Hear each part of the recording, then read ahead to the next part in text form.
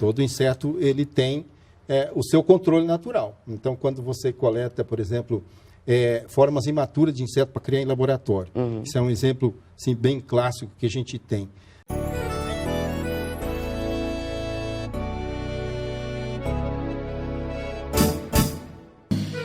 Acordo de manhã para prosear no mundo do campo, as notícias escutar. Vem com a gente em toda a região com o seu programa Paracatu Rural.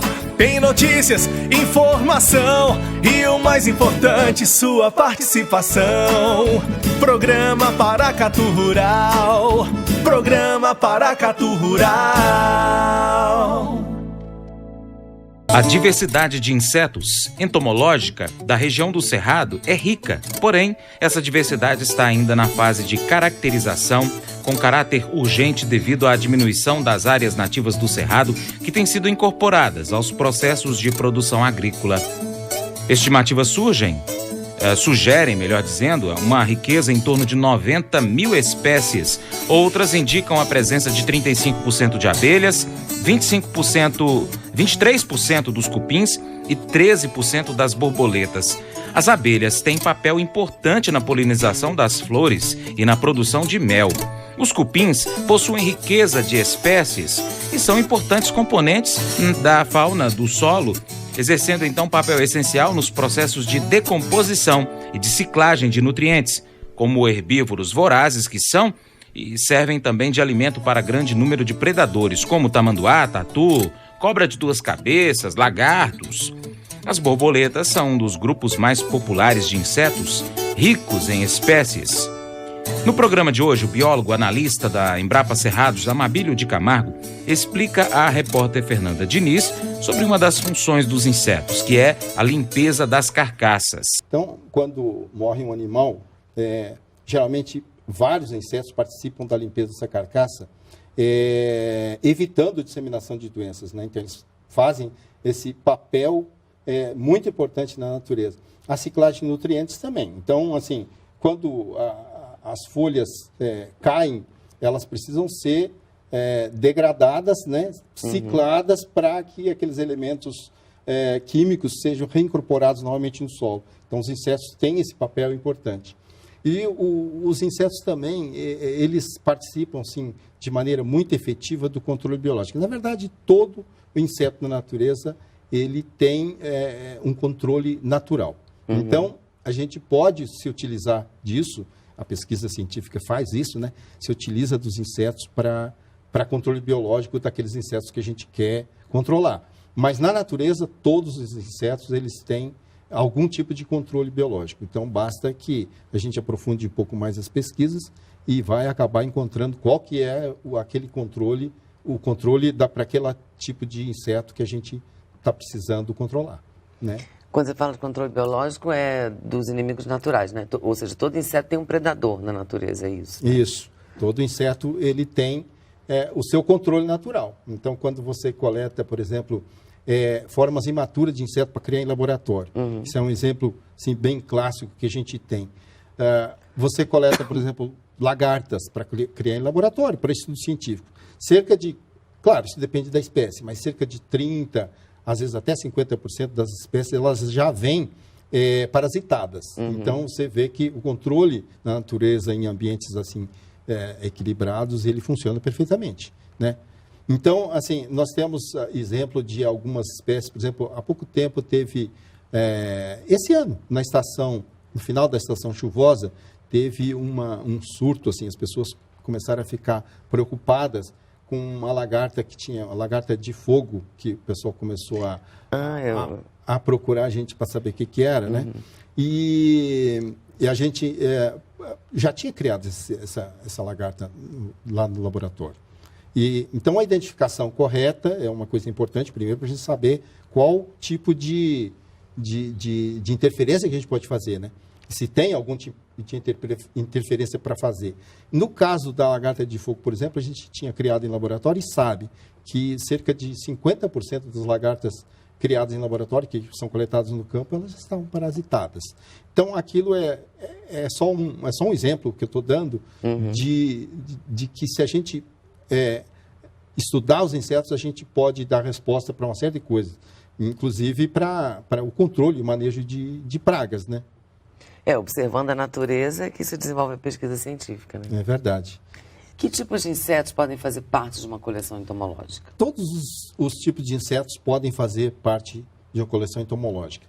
Embora a preparação, né, todos os procedimentos do laboratório para poder preservar esses insetos sejam diferentes para cada tipo. Tem uns insetos que precisam ser conservados, podem ser conservados em via líquida, né, em álcool, por exemplo, e outros insetos precisam passar por vários procedimentos de laboratório, como secagem em estufa, né? E então, assim, cada inseto, todos podem fazer parte, mas cada um precisa de um tratamento diferenciado para conservação. Quais são as grandes coleções entomológicas existentes hoje no Brasil e no mundo? Eu vou citar algumas só, que existem várias coleções importantes, né? Mas eu posso citar aqui, por exemplo, a coleção da Universidade Federal do Paraná, que é uma coleção importante, que é importante porque, além de ter um grande número de insetos lá, eles têm vários especialistas, taxônomos de vários grupos. Então, a coleção está um material bem identificado. Mas tem outras também, tem vários outros. Tem o Museu Nacional do Rio de Janeiro, o INPA, né, da Amazônia, Instituto Nacional de Pesquisa da Amazônia, que tem uma coleção importante. O Museu de Zoologia da USP, né, tem uma coleção muito, muito boa também, representativa. Tem várias. E temos, por exemplo, coleções menores que, embora não tenham um número grande de insetos, são muito importantes porque são coleções de referência específica de um determinado grupo de insetos e estão bem organizadas. Então, a importância da coleção ela não pode ser só pelo número de insetos. Às vezes tem um número menor de insetos, mas é um grupo muito específico, bem identificado. Outras coleções, no exterior, nós temos maior número de coleções importantes, mas eu posso citar aqui algumas, o Museu Americano de História Natural de Nova York, por exemplo. Nós temos o Museu de História Natural de Paris, o de Washington, na Alemanha tem várias coleções, de Londres. O especialista em inseto, ele vai saber onde encontrar boas coleções científicas, né?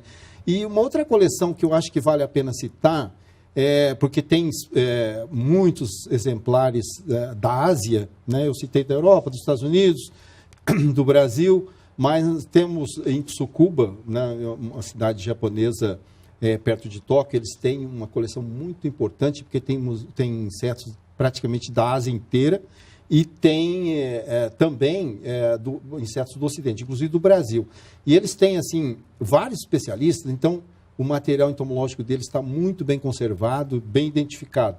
Então, é uma referência para quem precisa estudar insetos da Ásia, porque embora às vezes a gente esteja aqui no Brasil, mas quando você vai fazer uma revisão taxonômica de um grupo, por exemplo, você precisa saber se tem a distribuição, né, desses insetos. E aí você precisa recorrer às coleções entomológicas. Então, para qualquer tipo de estudo que o especialista vai fazer, ele precisa conhecer que tipo de material que tem nessas coleções, sempre.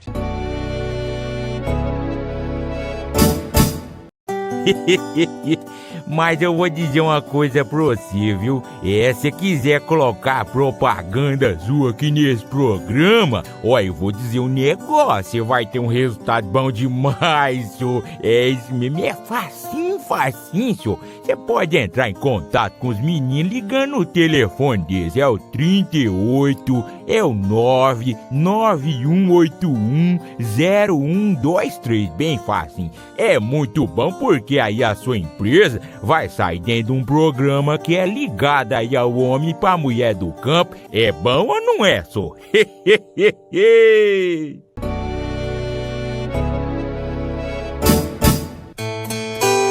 Os insetos, de modo geral, desempenham um papel-chave nos ecossistemas terrestres por estarem envolvidos em vários processos de interações ecológicas, como a polinização, a dispersão e a danificação de sementes, também a disponibilização de nutrientes, a regulação das populações de plantas e outros animais, que é o controle biológico de pragas propriamente dito. Além disso, podem também ser de extrema importância econômica, atuando, por exemplo, na produção de mel, ou na forma de pragas agrícolas, ou de modo inverso em seu controle, como ocorre no controle biológico de pragas de lavouras, onde insetos são utilizados como defensivos biológicos.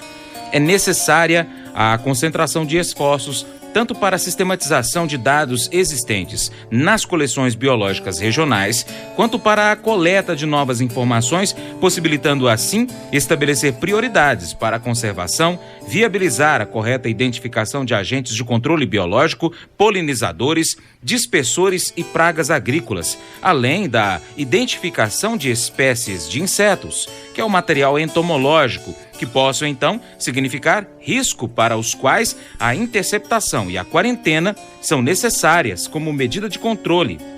O biólogo analista da Embrapa Amabílio fala sobre como ocorrem as visitações a essas coleções de insetos.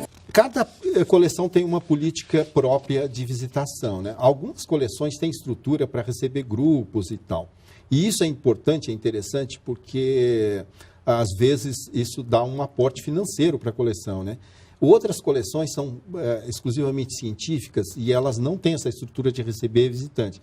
Mas todas as coleções, elas têm uma parte científica bastante forte e elas estão abertas sempre para cientistas, pesquisadores, estudantes de pós-graduação, porque existe um intercâmbio muito forte entre essas coleções e elas estão sempre à disposição, né? É uma política própria de cada uma, mas para estudos científicos elas sempre estão à disposição. Este vídeo tem continuação. Inscreva-se em nosso canal, clique no sininho e também compartilhe este vídeo em suas redes sociais para nos ajudar a trazer muito mais informações para você. Muito obrigado.